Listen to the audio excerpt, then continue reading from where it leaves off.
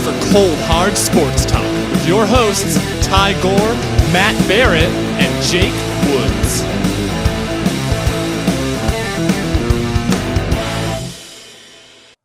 All right, everybody. So today we have a special guest with us, born in the city of, or town, I suppose, of Edson, Alberta. He played for Camrose Kodiaks, won an AJHL championship there, played with the Adelaide Adrenaline, won an Australian League championship there, played with the University of Alberta Augustana, won a championship there, and also spent some time in the SP and the ECHL. Welcome to the podcast, Jeremy Beirnes. Jeremy, how's it going, man? Good. Thanks for having me, guys. I appreciate you shouting out and doing the interview with you guys. So, what's going on with you guys? How are things been with this COVID thing? I think we just try and stay busy and not try and drive each other crazy. Yeah. We're getting through. I was telling Gorzy before everyone else hopped on the call here. Had nothing to do today, so I think I left bed around 5 p.m. just due to lack of activities in my life. If it's a day where I'm not working, then it's just in bed all day. Yeah. I got to stay hopeful. We got an end coming soon here, hopefully with the vaccine, and then hopefully everybody just stays safe. So here's hoping. Well, let's just pop right into it. And I want to get into your minor career real quick. So your bio says you were born in Edson. First off, did you play your minor hockey out there? Yeah. I played. I grew up in Edson, Alberta, born and raised there. Played minor hockey up until my last year midget, and then I played in St. Albert. So yeah, it was what was it? It was Sturgeon Pembina Hockey League at the time, I think it was called, and it was like us, Edson, Hinton, Whitecourt, Barhead, Athabasca, Slave Lake. So there was a bit of travel involved in there, but I mean it's not much else to do out in Edson. You know what I mean? It's a pretty small community, so hockey was kind of the thing. I mean, especially obviously we're all from Canada, right? So we're used to the winters, and there's not much else to do. So if you want to be active, it's kind of go out and skate. I do have a question. You said Hinton was in that league as well. I don't know how much time you spent in that town of Hinton, but I have a lot of family from there. Have you ever gone to the L&W and had the poutine? I don't believe I have. No, Okay. I don't believe I have. Again, I only spent time in Hinton in my younger years. Okay. I never really went back afterwards, but maybe there was a chance mom and dad had stopped and that's what we got one time, but I don't have any recollection of it. But Okay. Well, if you ever go back there, you got to have it. Yeah, that being said, boys, moving forward, asking some of these questions, my memory is a little foggy. I've had a little bit of head trauma over the career, so bear with me. It's all good. I mean, just looking at your bio, you look like a guy who liked to mess around a little bit. So, so let's now moving on to your junior career. So 2006, 2007, you made the jump to the AJ with Olds. So at the time, was there anybody else who was calling, or like how did you end up in Olds? I had a bunch of letters. Honestly, there's at that time when you're in that midget AAA stream, I mean, I think a lot of kids get letters. I think a lot of teams just send out letters just randomly. Obviously, it's part of their business model as well to collect dough. But the team that reached out was Olds. Honestly, we had a good team in St. Albert that year. We had some political stuff that went on. We lost our coach, and things were just kind of up in the air. But yeah, my last game, I actually made the team as a forward. We lost a few D-men and got moved back to defense. So then played defense that year.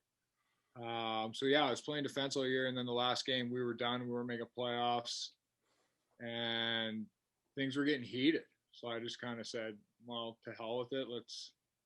Let's get after it if that's where this game's going to go. And I ended up mixing it up with some kid. I don't even remember who it was.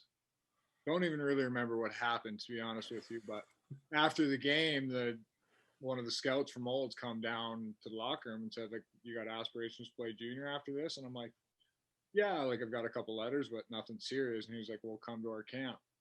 And that's kind of how it started. And your rookie season, right away, 123 PIMs in 42 games. So in camp, was it kind of known that you were going to have to take a fighting role, or was there any sort of chance to display your skills? Yeah, no, I mean, I'm gonna call a spade a spade. I'm a pretty honest guy. I was always a below average hockey player, to be honest with you, but I just had a good work ethic. Like I wanted to play the game and I wanted to play at that level, so I was gonna do what it took to get there. At that time, I had done some stuff in the summer prior to going on a couple camping trips with the team and mixing it up with the veterans, which I think helped. But I was having a bad camp, to be honest, uh, and I was on the cusp of not making the team. And one of the older guys, one of the veterans, actually Dustin Moore, he ended up playing the dub for Sutter there in Red Deer. But he just kind of said like, "Hey, let's get something going. Let's just go me." And I didn't think he was serious at the time, so he whacked me. I whacked him back, and we ended up going. He beat the wheels off me. Actually, that was one of my first biggest losses. But I stood my ground. I stood up for myself, and at that time, the game was different. Like I feel grateful that I kind of got to experience the old game as well as the modern day game. Like back when I first started junior, like there was tons of fights. There was a lot of tough guys in the league. Like I was by no means that year a tough guy. Like I was a middleweight little rat trying to make a name for myself, to be honest with you. Like we had guys out there that were like super heavy, 6'3", 6'4", 230, Adam Ross, Riley Grantham, Brad Drobot, Dean Pettio, Trent Colbert, Brady Cook. Like there's some tough customers in the league. So like I still had to be aware. Like I there was times I was timid when I first started out, and then I just picked my spots, fought some middleweights, kind of got into a groove, and then maybe there was a few big dogs barking at the door. So I was never got to shy away, and I just did my best, and that's kind of how my career started. And moving on to your second year in the AJ, you bounced around, starting the year in Olds, and then moved on to St. Albert before going on to Camrose, which ended up being a blessing. That team was absolutely loaded with talent. Future NHLer Joel Colburn was on there, if you want to go look that team up. And they ended up winning the AJ championship, ended up winning the Doyle Cup, and coming up short in the RBC Cup, finishing second. What was that year like for you? That year was crazy. It was a roller coaster. I mean, like you said, I went from Olds to St. Albert to Camrose, which, I mean, anybody that's been in the stream of junior and being traded and whatnot, it's a bit of a ride. But yeah, I went back to Olds, and I kind of wanted a different role. I wanted not to just fight all the time. I wanted to develop as a player and kind of develop my junior career so that maybe there was something moving forward. So yeah, it just didn't work out in Olds, so I asked to be traded.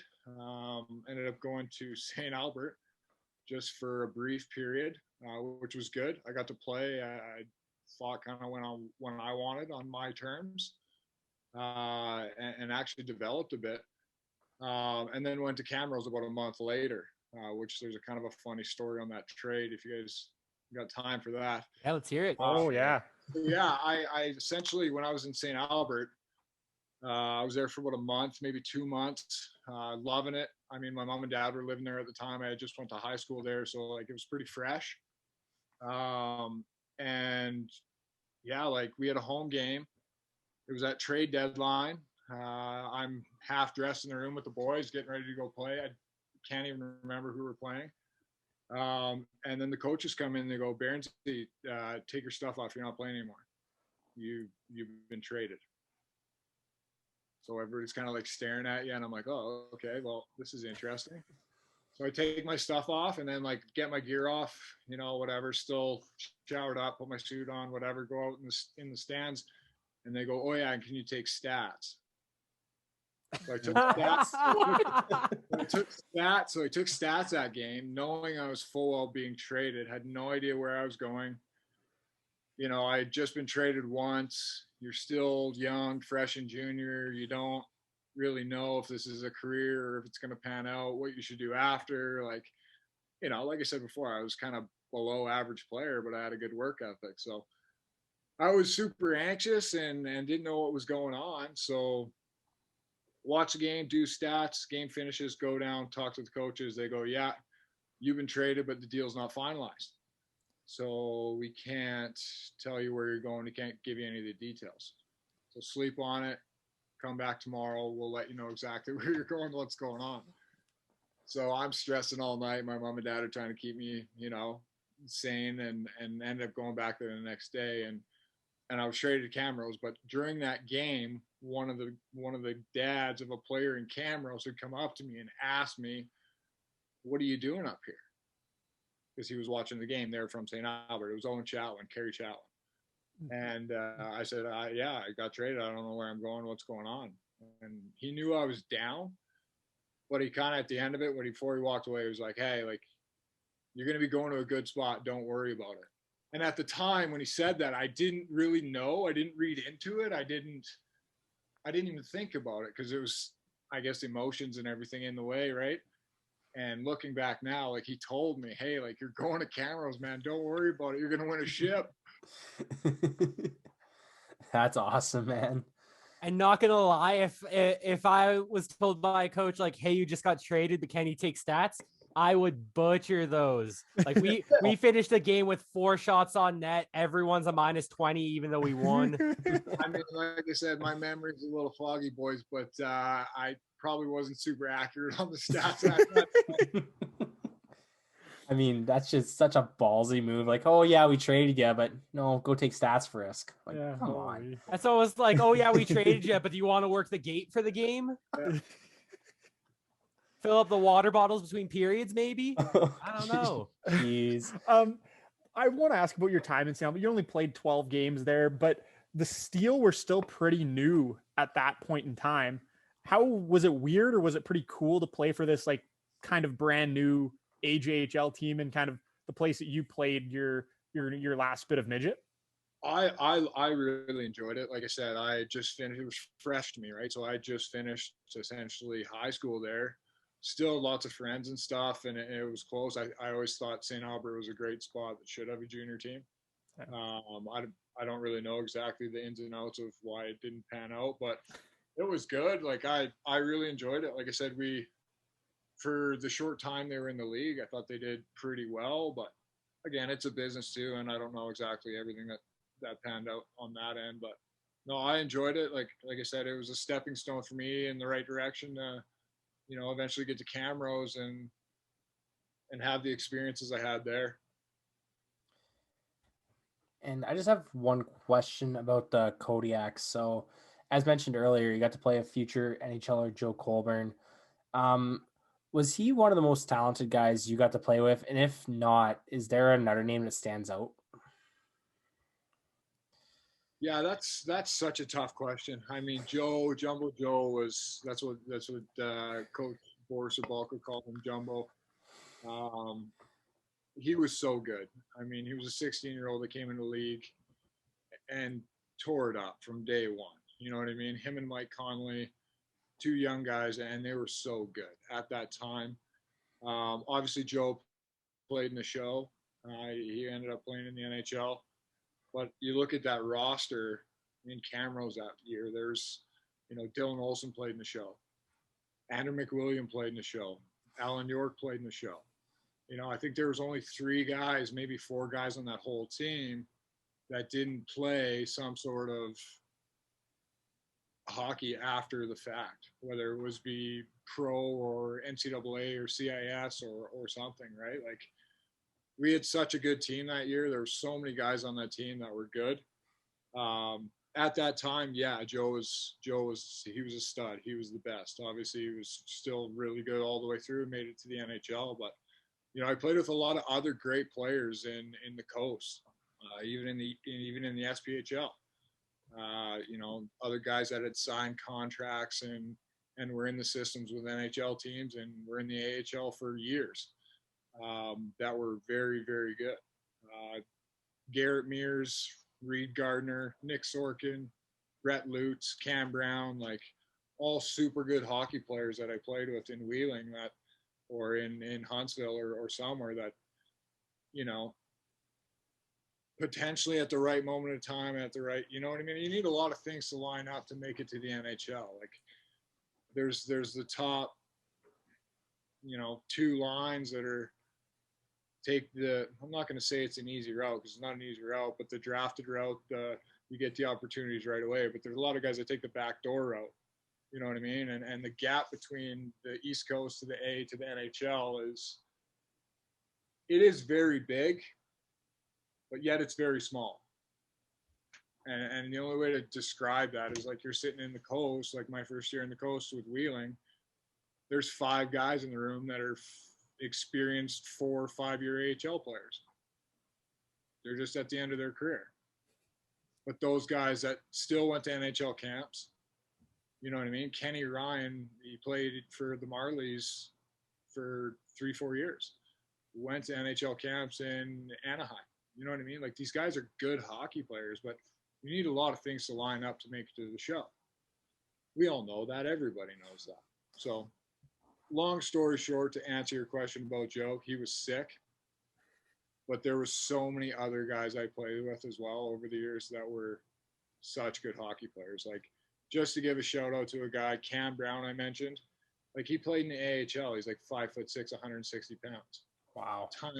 Tiny, but so fast, little water bug, great hands and grit. Like, you know, to me, like that's huge value. You know, the guy doesn't get a lot of recognition because he doesn't make the show, but he's a hell of a hockey player.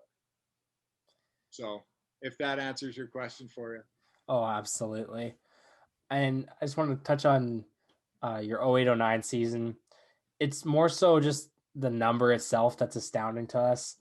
To play 58 games and rack up 344 PIMs is just incredible. Honestly, there's no better way to put it.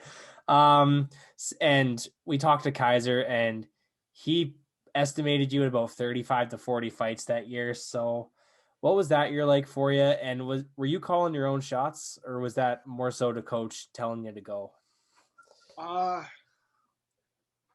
don't like ever answering that question straight up, but a bit of both, maybe, I guess. Not ever telling you directly. I mean, there are some coaches that did, and those are the coaches I never really respected. I mean, that's as far as I'll go with that.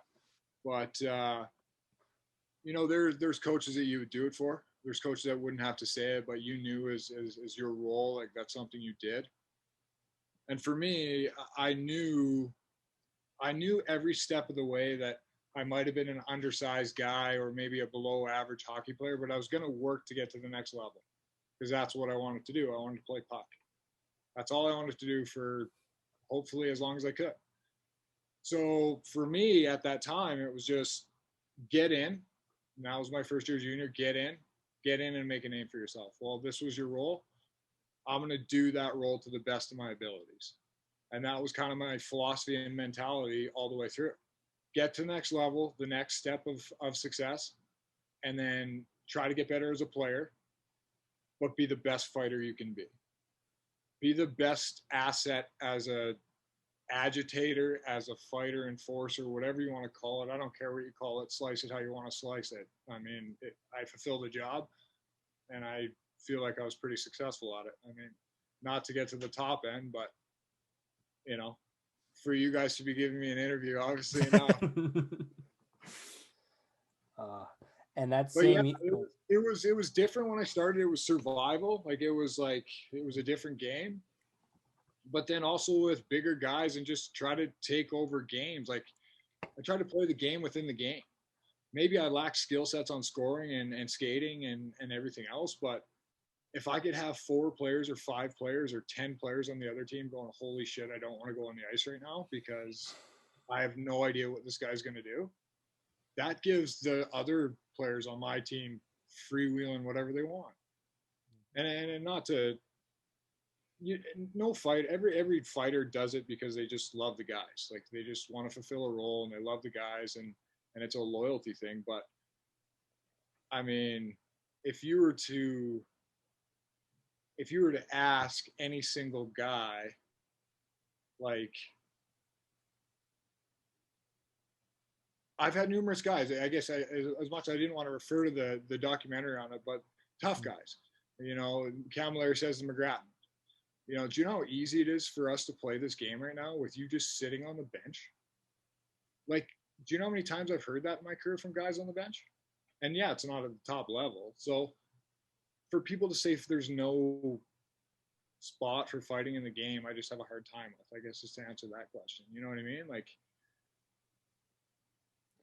well, and I think we've heard, like, I think we hear this from like every guy who's played hockey at a high level, is that the tough guys or the fighters or the agitators are always the best guys off the ice, right? And like, you've probably noticed that firsthand. yeah, I mean, I mean, I played with super good guys. I played with some shitty guys. Let's call it spade a spade.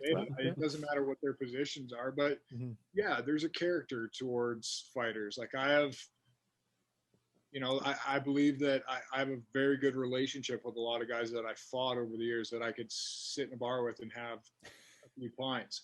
You know, I look at a guy like Brad Drobot. I'll drop his name right now. You know, Drobes is from Calgary. I battled him pretty well my entire way up, and he's playing in Wheeling right now. And I'm glad he's there because, you know, he did the same thing as me. I mean, we've put up over 150 fights in our career. I mean, it wasn't at that top end level, but it's still a lot. Like I believe Drobot and I that year of 36 fights and 54 games or whatever it was, that 344, it like I think me and him tilted numerous times that year, and we did all the way up. And like the way that we played, I think was part of the reason of why they changed maybe the number of fights in a season. Because I don't think it was short long after that where they changed the rule. So. Yeah. So moving on to, I guess it's kind of an extension of the 08-09 season. And this is a league we've talked to a lot of guys about who just have great experiences down there. So we want to hear your story. So one, how did you end up playing with the Adelaide Adrenaline? And two, how much fun was that season? You were scoring a point a game, put up 150 PIMs. And as mentioned earlier, you won a title down there. So just what was that like? Honestly, land down under Oz was one of the best times of my life. I met some of the most special people that I still stay in touch with. Some I've drifted away a little bit, but we'll still have times to remember forever.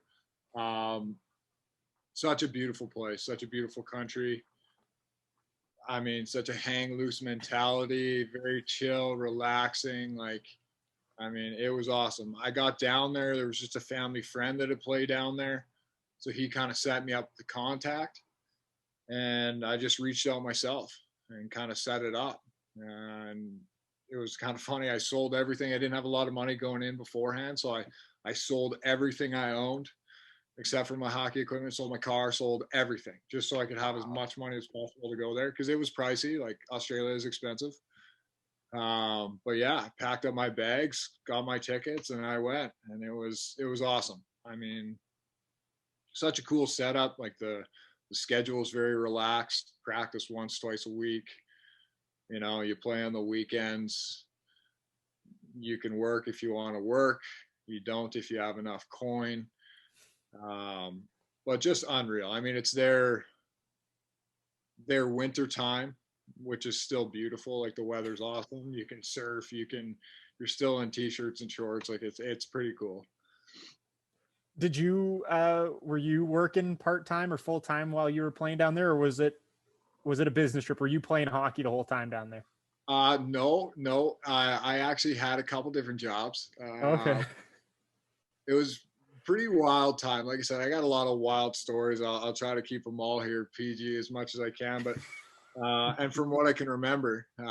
But yeah, my first job, I worked at a vineyard, which was like 45 minutes from Adelaide.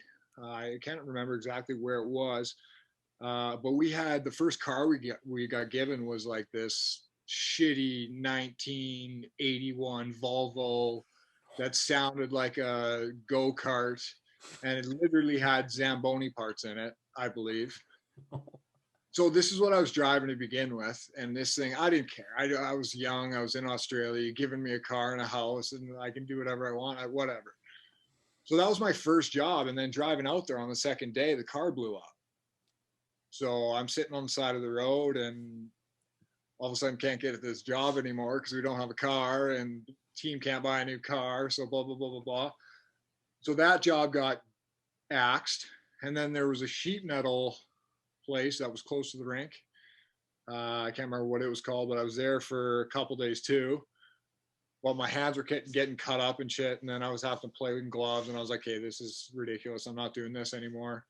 So they brought me onto the rink, actually, and I was just doing like rink maintenance, sharpening skates, running clinics, working with schools to do clinics. So that's what it panned out to be. It was me doing that eventually, which was awesome. I was at the rink the whole time. I was like home away from home. At lunchtime, it was wicked. I would always climb up the very top of the roof, eat lunch on top of the roof, overlook the city. It was cool, man. It was a very, very cool experience. That's awesome. Was there any thought at the end of that, like about trying to make it work and stay in Australia long term, or was it always just kind of like a pit stop on the way? It was a pit stop. Well, I thought it was the end, to be honest. I thought that was going to be the end of my career. I kind of thought that a few times along the way, but like after junior, I went there for a fun just trip essentially to get there to play a little bit more hockey and cap off my junior career.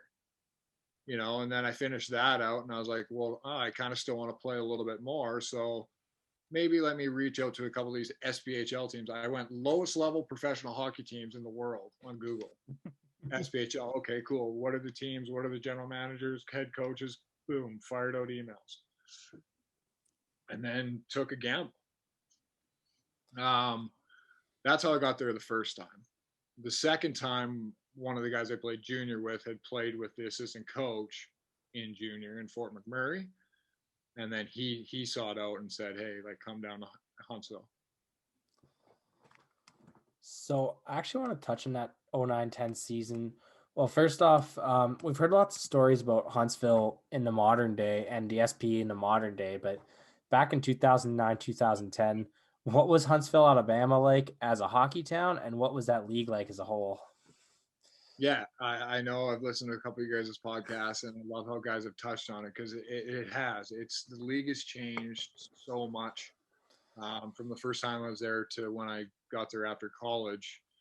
When I first went down there after junior, like I was truly, and I'll say it, a boy amongst men. Like there was some tough dudes, and I thought I was this guy that just put up 36 and 54 and 344 pins, and like I'm gonna fucking have my way with guys. Excuse my language.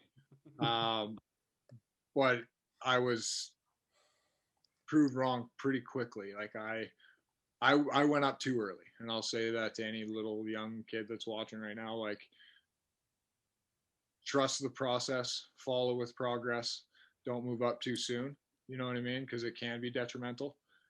Like I remember my third fight in that league that time. It was against the heavyweight of the league, and he KO'd me in like second punch.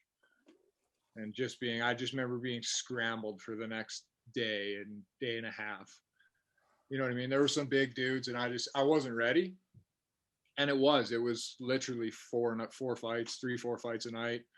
Not uncommon to see 1 or 2 line brawls. Like there was a lot of tough dudes. That's just the way it was. But that's kind of how the game was viewed down there. That's what they wanted. That's what sold. It was like a more aggressive football in a sense.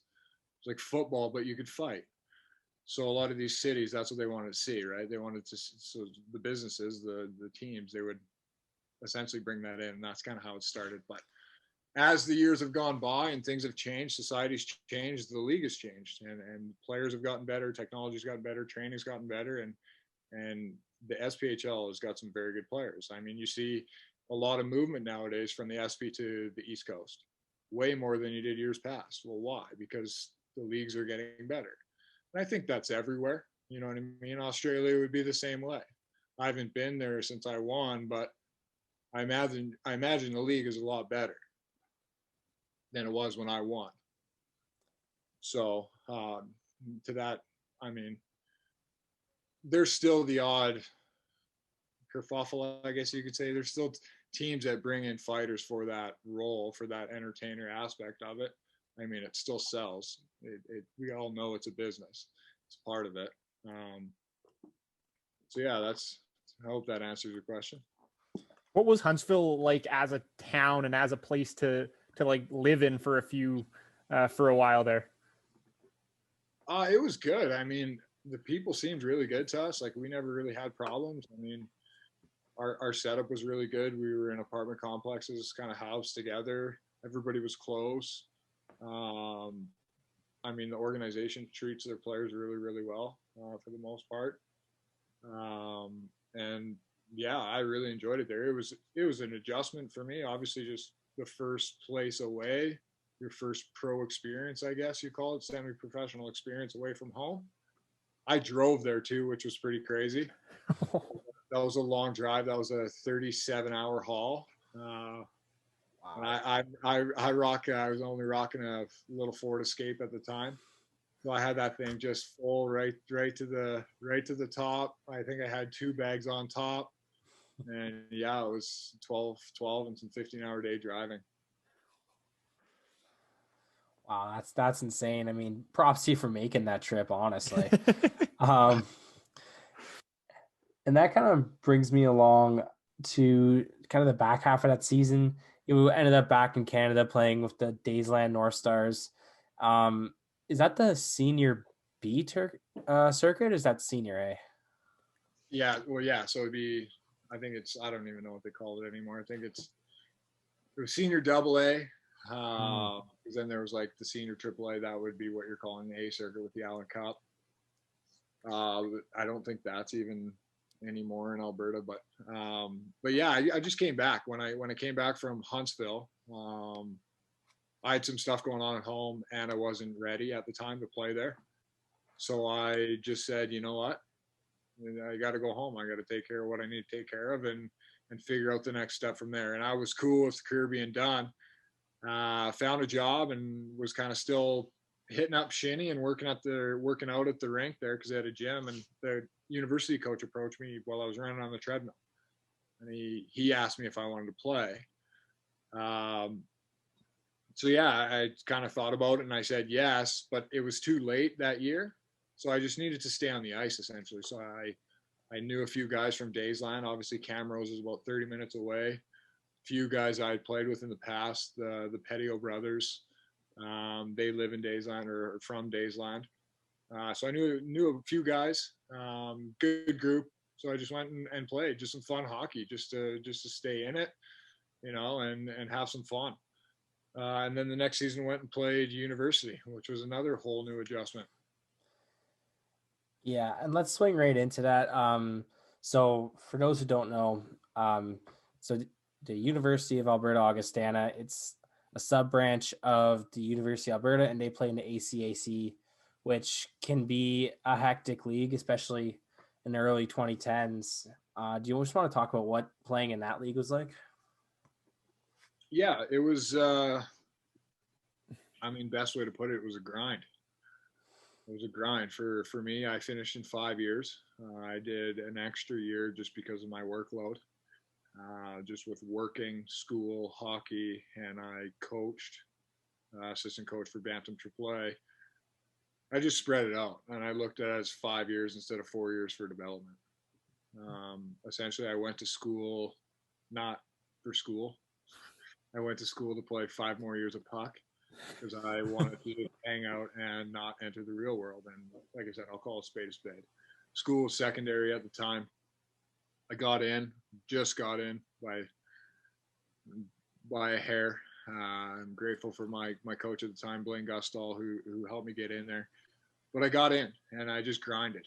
It was a grind. The school load was a grind. Getting back to that, just the load of it. And like I said, everything else was good. But I met my wife and got through it and got an education. I think that's a big thing. Again, just if anybody else, young guys that are listening, I think that's smart. You got to think about that. You got to get something to fall back on. You can't just, nothing's a guarantee. Sports aren't a guarantee. I mean, NFL not for long, NHL not here long. You don't know how long it's going to be. You don't know how long your body's going to last. You gotta think about maybe what's next.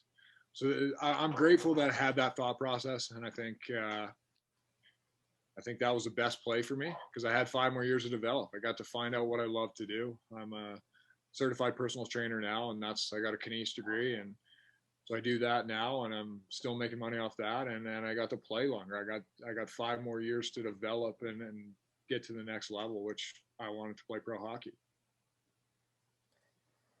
And needless to say, 5 years is a long time for anyone in one spot. So did you really see a big personal development while you were down there? And did that motivate you maybe less towards coming back to the pro game, or was that always the goal no matter what? The goal was always to go back in the pro game. I knew just with my age and how careers go and whatnot, the chances were very, very slim to none, and none more probable than anything to making the show. And I knew that. I just wanted to fulfill my potential. I wanted to play as long as I could, get to what I thought I could. And honestly, that was the East Coast Hockey League. I was just like, I want to play in the coast. Like, I want to be affiliated with the team and then go from there. Anything else after that is extra, right?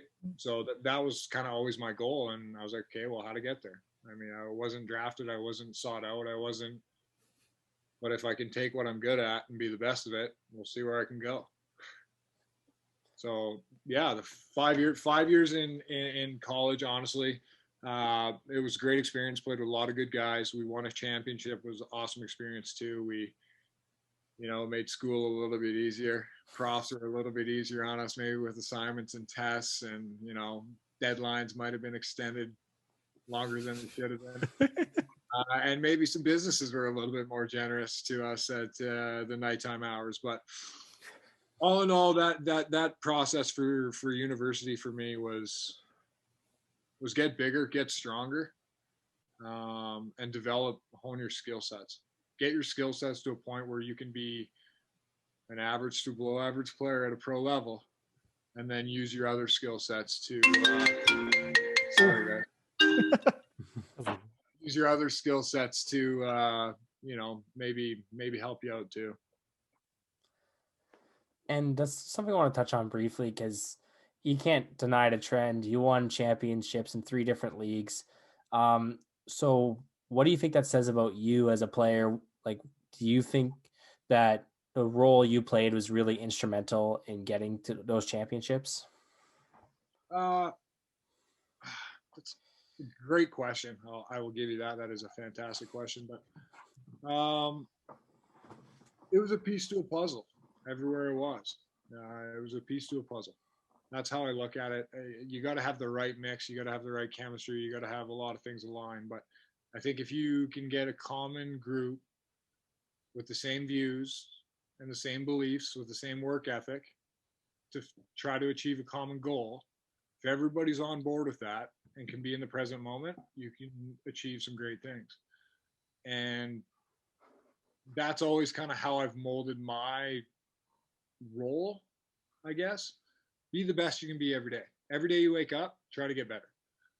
Yeah, you might have had a shitty day yesterday, but okay, that's fine. A shitty day doesn't make a shitty life.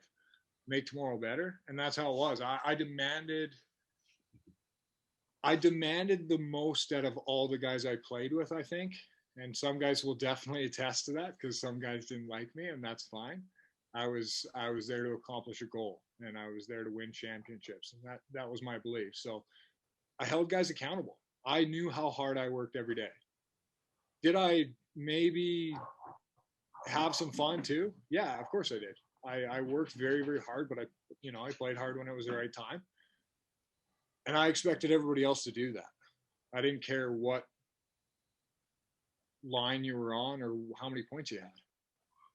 You weren't taking the easy way out. So I just think that I was grateful to be in spots where that was the culture. That was the acceptable culture. And that's why we won. So I hope that answers your question. I think there's definitely a role for it. I mean, you've seen how many documentaries and how many how many skill guys go to bat for a guy that looks after teammates. You know what I mean? Usually there because he loves the boys, he loves the locker room, he loves the journey, and he's loyal. He doesn't want harm to his brothers. So winning titles in 3 different leagues, 3 different levels, how much did each of those mean to you? They obviously differ in how you win them and probably how you accomplished it, but how much did each of those mean to you, in difference? You win 3 different titles, you got 3 different rings. How much did each of them sort of mean and differ for you? They're all special in their own way, I guess is the best way I can put it. They all have their own significance in your heart. Man, I could go on for hours about it. To be honest. We could sit and talk. I could BS about every single one, sitting in the room, drinking champagne or beer, smoking cigars, telling lies with media, with family, with friends, with, you know what I mean? And then just being on the piss for a month, you know what I mean? Just having a good time. It's, depending on where you are, I mean, you're doing some things that most people don't get to do and get away with. And I mean, that sounds wrong. And I don't mean that in a malicious or malice way. I don't mean it like that, but like, we've all seen it with some of the parades. You look at Tom Brady winning a Super Bowl 7 time and fucking stumbling out of the yacht club. Like, you know what I mean? Like it's what it's all about. You put in the hours and you work so hard for so long to get to the level that's your goal. That's the end game every year. Or why do you play? And that's just kind of always how I've looked at it. We're not here. We're not playing just for fun here. I mean, some guys did, and that didn't sit well. Yeah. But I mean, to a testament, another thing, I guess, to answer your question is the only thing I'm really proud of is the fact that every team I went to, I stuck for a full year. And you look at a league like an SPHL, like my first year, we had, I want to say 60 guys go through that roster. I had 13 roommates that year. Wow. You know what I mean? So it's hard to get close to guys. It's a bit of a meat market. It's a grind. But every team I played for, being an average hockey player, undersized fighter, I never left. Unless it was on my terms. So I'm sure this will come up in a little while as we move on through our chats, but is there one story that sticks out to you about winning any of those championships? We love hearing these stories. We've learned that the Ed Chenoweth Cup in the WHL actually floats. So do you have any weird championship stories like that? So, yeah, I do actually. I got a good one for the AJ. I was really close with Joe Colburn and Mike Connolly at the time when I played in Camrose. I think they were a big factor, actually, why I got traded there. Subside story, I guess you could say. Forrest asked them, who's the most hated guy that you don't like playing against, who's kind of a piece. And they voiced me. So that's kind of why I went there. But I ended up getting along with them really, really well. And Mike and I we were just at the ball diamonds. We were playing catch. We were drinking beers, playing catch. We had the trophy right beside us on the shale. And we were just sitting there and we're like, you know what? Like, let's make a stand. Let's do this. I've heard that there's been players in the past that have written their name on the inside of the cup. So we did. So we took the cup off on the bottom and we both Sharpied our name on the bottom of the cup. And there was past Kodiak. So it was like a Kodiak tradition at the time. I think there's probably been players that have done it since, but we both throw their name underneath the cup, put it back on. And Mike's going to tighten the bolt on the bottom. And he goes too much and it snaps the top of the cup like the weld. So we got the cup in one hand and the rest of the trophy in the other hand. And we're like, oh no, like we only have this cup for the rest of the day. What are we going to do? Ended up ripping around town, finding a guy that could get it fixed for us or whatever and put it back together. But yeah, that's kind of the funny story about that. That's awesome. I love that. One thing I want to ask about too is your year playing with the Huntsville Havoc. We've talked to 2 other guys from that team. I just wanted to hear what are your thoughts on Nolan Kaiser and Kyle McNeil? Those guys loved playing with them. 2 great guys. I don't think Kaiser even actually touched on it. but we played together in Camrose and we actually lived together. Oh.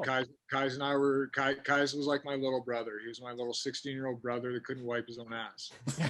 He said that those exact words. He couldn't wipe it. He was like, I'm this 16-year-old kid who couldn't wipe his ass. No joke. Like the guy lived off, like he literally lived off Xbox, craft dinner, and ice cream. I believe Kaiser told the story about how he didn't know how to cook until his roommate in his last year of college taught him.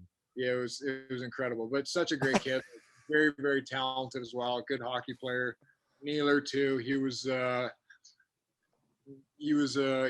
in the league SPHL for a while. When I got there, he had kind of done the role that I was doing too, and kind of helped me out along the way. I think we actually might have fought a couple times too, but according to him, he specifically did not fight you because he was not in the mood for that.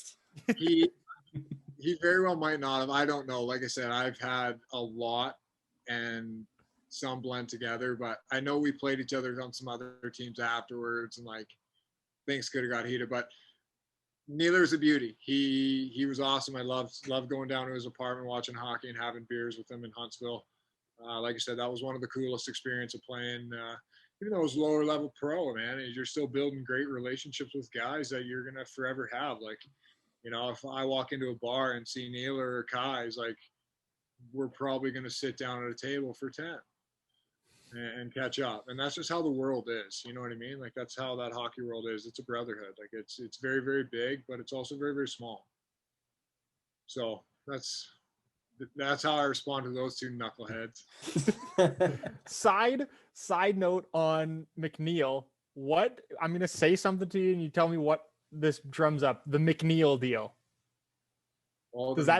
Does that ring any bells for you?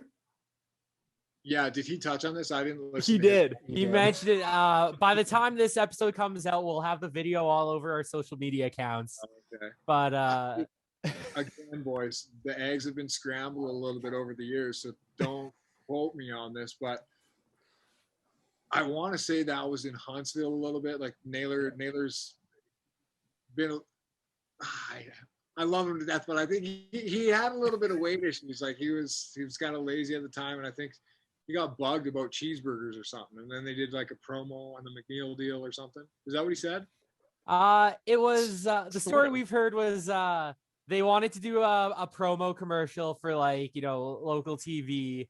And he was the guy, and he was just going on, oh, the McNeil deal. Yeah. It was like 4 tickets for $40 or something like that, and then they give you some food with it too. A large drink and a popcorn. Yeah. So Naylor, that's true. That's a true story, and I couldn't remember what it was, but yeah, it was for. We did so many commercials for Huntsville that year. Like they were really good with their marketing side of things. You guys might. I'm gonna throw it out there, but if you want, I did one. The Office Enforcer. Check it out. Essentially a rip off of like Terry Tate, the football Office Enforcer, I think it was. But yeah, we did. Like we did a lot of promo stuff, and Naylor and myself, and there was a couple other guys that were cool with doing it. Like it was part of the gig. It was a new experience. It was different. It was part of it. So we ran with it. And yeah, I remember my commercial was like 3 hours. I remember we just finished a practice, like it was a hard practice, and the media guy coming in and being like, hey, like we need you to come to the office full gear and do a commercial. And I remember doing the commercial like full gear after practice, like an hour and a half practice, sweaty, hadn't eaten, I think I had maybe a protein shake in me or something, and then 3 hours in my gear running this commercial. Oh. Yeah, Naylor did have one. There was a bunch of other ones. Like they did a really good job there with that, and I think that was a part of why they got a lot of fans. They always had a good sold out barn there, which I don't even know exactly what it was, but probably close to 7,000 people, 6,000 people. That's awesome. So I just want to touch briefly. So now that you're back in the SP, it's been 5 years since you played there. Right away, do you notice like what the changes going around the league, or was it at that time where it was still kind of slowly evolving? I think I just kind of saw it along the way. Like I just adapted. every year. Like I saw it changing like every other player. And I think my goal was to play as long as I can. So the only way to do that is you have to adapt. You have to get in tune with the way the game's going or whatever your niche is. I mean, if you're not adapting, you're going to become a fossil and you're going to be out of a career.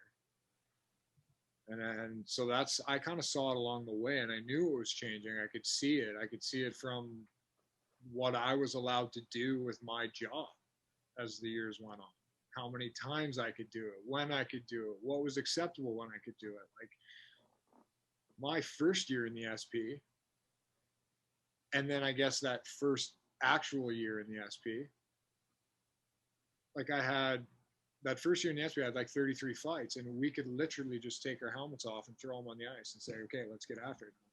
You know what I mean? Like that's a you can't even do that anymore. That's a no-go thing. I did that over 30 times. I always took my bucket up, unless it was heat of the moment. So the game has changed, and I just knew it was changing, so I adapted. I just knew I had to get better as a hockey player. So moving on to 16, 17.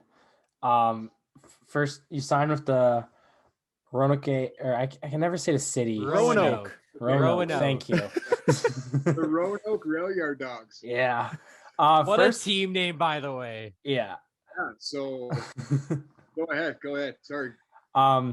First off, what's it like calling home, be like, hey guys, I signed with the Rail Yard Dogs today? Like, yeah, no, that was a tough year for me. Honestly, that was a really tough year for me. I'd actually signed a deal in the coast with Elmira, and then 2 weeks before camp, I tore my Achilles tendon, which meant I couldn't go to camp, and essentially I lost a half a season, 3/4 of a season. So I grinded. I just grinded back. My thought process at the time was just get back in the SP, and then go from there. Maybe you can still make the coast. So yeah, I went through the rehab, and it was crazy at that time. Kobe tore his Achilles. So I was kind of using him as my inspiration, Mamba mentality, and checking in on what he was doing and following his progress to help with mine. And I knew I was going to be lucky because I wasn't a football or a basketball where I'm jumping around and I have to be like high impact on my ankle. I'm going to boot, and I got lateral movement, you know? So I knew if I could follow him and pursue that, I could maybe get back. And I did. You know, I got back I was back playing in like 9 months. I think the full recovery on that's 12. So I battled back, and yeah, Huntsville wouldn't take me back. We'll call a spade there. I know the coaches were kind of had their hands tied. They thought I was too big of a liability to come back because they wanted to pass me a bunch of these tests for my Achilles, which, again, I'll call it out. The tests were built for basketball players, not hockey. It was all like jumping stuff, which you don't do with hockey. I mean, you do in some training aspects, but you're not. Yeah. So yeah, that didn't work out. So I said, well, okay, well, trade my rights. And I was grateful that a guy, Sam Fatorik, was a coach in Roanoke at the time, and chatted with him and signed on with them for the remainder of that season, which again was a pretty wild time. It was, again, another new experience, different city, another good group of guys, that good relationships I built. And again, I kind of equate Roanoke to a similar spot like St. Albert. It gave me an opportunity for growth. Like I got to play a lot in Roanoke. I got to fight more on my terms and develop as a player in that league, which I think helped me get to Wheeling. So Roanoke was awesome. Roanoke's always got a special place in my heart too. Cool city, good group of guys, and great coach. Like Sammy Fatorik he's probably one of my favorite coaches I ever played for. He wasn't a coach, he was a teacher. Like he was like, that's how he approached it. He was a teacher. He was a skill development guy. Wanted every guy to get better. If every guy on his team got better, the team would get better and we'd win.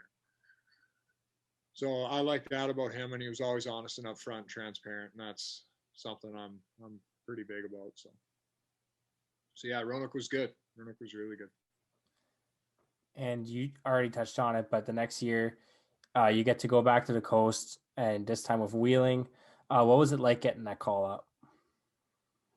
Yeah, it was It was pretty special. I was actually, to be honest, I got the call while I was doing physiotherapy I was actually on my shoulder. The end of my year with Roanoke, there was 4 games left. I got in a fight and I tore my rotator cuff. So I just come off an Achilles tear, had a repair, surgical repair, and then played however many games I did with Roanoke, and then had to get another surgical repair in Roanoke. So I was back home. I was doing physio, and yeah, I got the call because I knew I was going to be back. It was kind of not as big of a deal as an Achilles. It was still a bit of work, but got the call, and I was grateful. But again, I knew I had nothing. None of that means anything. And again, any of the young guys listening, nothing means anything until you make it official. And even when it's official, it's not official. It's a pretty big meat market in the semi-professional, professional industry of whatever sport. There's other people out there. If you don't fit in, we'll find somebody else. So you always got to be on your toes, and you always got to be ready and to get better every day. You can't stay complacent. So yeah, I knew I was grateful, but I knew I still had something to prove while I got there. I knew I couldn't just go there and do what I did in Wheeling and put up 33 fights, because that's not kind of how the league was. I also had to play. I had to be able to get out there for a shift. You know, did I get that all the time, every game? No, I didn't get a lot of minutes, but again, I did my job to the best of my abilities of what I thought. You know, I led that league that year in fights. And being an older guy, like I was 30 years old at the time. You know, I'm fighting some young bucks that are 21, 22 years old that are contracted guys from the A. You know, there's some big boys and tough guys in that league. And I wasn't the biggest dude, but I wanted to stay. I wanted to stay and I wanted to play. So I was going to do everything I could. Fun little story is, you know, I'm a little bit bigger guy, maybe a little bit under conditioned guy to most guys. And I'm a sweater, so keeping water in me is a tough challenge. And my first practice in Wheeling, I literally an hour in, there were an hour and a half or hour and 45-minute practices. We had a split flood in between. And in training camp, first practice, I puked all over the ice. Like I was so gassed and so dehydrated and nervous that like halfway through I puked. But I literally just kept going. I didn't stop. I left the puke where it was and kind of kicked it to the board and said, fuck it, I don't care. And guys were looking at me like, what's going on? And I just kept going. Another 15 minutes later, I puked again. And wow. Everybody's looking at me like, what the hell is going on with this kid? I just didn't stop. And nothing was said. Like nothing was ever said. I didn't say anything afterwards. I just took my electrolytes, drank my Gatorade, took my protein afterwards, did my stretch, left, blah, blah, blah, ball, blah. Next day, come to practice. Coach Christensen's got a bucket on the bench with 22 on it. He goes, Beirnes, you puking this today. Did you puke that practice? I didn't puke that practice, no. Okay. But that was one thing I did notice coming from playing up north here and then going to playing down south is getting used to the temperature difference and whatnot, playing in warmer, more humid buildings and stuff like that. Again, I'm a sweater. Like it was hard to keep water in. So yeah, there was times where I was pretty dehydrated playing in Florida or whatever it was, but I didn't puke the second time. But I'll never forget that, going out there second practice and bucket with 22 on it. Beirnes, you're not on the ice today, just in the bucket. I wanted to touch on too, you mentioned with like 2 injuries in the same year. Like you said, you're getting to the back nine career. Was there ever any thought, like even before you got to the coast, that you were like, how much gas is left in the tank? Yeah. It's a grind, man. Like everybody thinks like, oh yeah, you know, playing pro sports is awesome or whatever. And it's all this glamour and fame and whatever. And it's not. I mean, there's some perks to it. But there's a lot of sacrifice. You know what I mean? Like you're always wondering, you're always looking over your shoulder, who's the next guy coming to take your spot. You never really know how long your body's going to last, especially with what I did. I'm grateful for how long it did, to be honest. And that's kind of why I got out. I didn't want to be hindered for the rest of my life to be not enjoying, you know, my kids and my family and everything else. But yeah, there was doubts. For sure there was doubts. I mean, you tear your Achilles tendon and you just signed your first pro contract. Like you got some dark days there and you're like, man, I don't know if I'm ever going to come back. But, you know, I was grateful. I had a super strong support system, my family was great. My wife's family was great, super supportive. Everybody was behind me and just supported me working at it to get back. So I wanted to talk about that a little bit. So post 17-18, you're coming off a full season with Wheeling. What was the off season like, and what ended up leading you to choose retirement? Was it just you protecting your body, or were there other factors at play as well? Yeah, there was a few things. I'm going to say my beautiful wife. I don't mean that in a bad way. There's, again, I'll refer to a coach, Sam Fatorki. He said, guys retire a couple different ways. They retire because they're told they're going to retire, and that's essentially organizations not wanting you anymore. Your body's going to tell you retire, where you just can't do it anymore because you're broken, or a woman is going to tell you you're going to retire. And that's not a slander on women. That's just that family becomes more important. And that's kind of where it was for me. I looked at gains of potential, cost benefit analysis, really. It's just, what am I going to get out of this? Am I going to make any more money for the expense it's going to put on my body? What do I want my future life to look like? You know, I don't want to have any more issues I already have with, you know, brain trauma from doing this for another 5 years.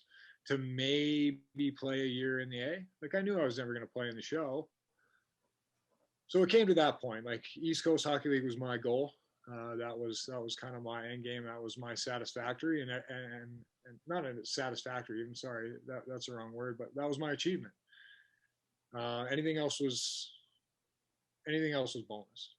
So I just looked at it that way. I just had I had a shoulder reconstruction. I had a Achilles reconstruction. I've had two MCL tears on both knees in junior, so I wear 2 braces when I play. Like, I'm getting older. I'm fighting younger guys. I'll name drop here, like a Yannick Turcotte. He's 22. He's jacked. He's full of piss and vinegar. And it's like, man, I wake up every day and I feel like I got hit by a truck. I don't really want to do this anymore, especially what I was doing, like to lead the years I played in tilts. There was nights I was fighting twice a night, sometimes 3 times a night, or back to back, 4 nights in a row. Yeah. So it was just that was the final decision. Is what was the best play for myself, my wife, and my family? What's the end game look like? Let's be able to live life to the fullest afterwards. And I had a good gig. I had an education, so I knew I had something I could fall back on, and that's why I preached that earlier. Anybody that's listening is like, you gotta find something you're passionate about and fall back on. And now I have a stat here I got together, saving it for the end. Between AJHL, ACAC, AIHL, East Coast, and SPHL, I have you marked down at 1,800 penalty minutes, almost to the dot, 1,802. I'm going to be honest with you. I've never actually tallied it. That's astounding actually to hear that now, but there's guys, but that's the thing too. Like, I played in an era where there's guys that, like, look up a guy like Dennis Sicard. You know what I mean? Like, there's guys out there that are like way higher than that. Like, I'm talking 200, 250 fights. Like, I think I finished my career, and we're just going to leave it at my hockey career, at like 150, 160 fights. Like, there's guys that have well more than that. Yeah. You know what I mean? So I'm by no means a legend or what. I'm just a man amongst other men that played the game and enjoyed it and did what he needed to do to survive in the game as long as he could. But I will say, one claim to fame, fun thing on that stat, but that 1 year with Huntsville, I think it was 34 official. It was 34 tilts that year. Was the most in all professional hockey that year. Wow. Oh, nice. All professional hockey. All. NHL, AHL, East Coast, England, anywhere. Oh, wow. That's incredible. You'd have to look it up, but I'm pretty sure I was told that once. Huh. That's kind of a cool like thing to be like, yeah, I had the most of them. Nobody wants to mess with me, hey? Yeah. Well, it sounds like everyone wants to mess with him. Well, He's leading the league in fights.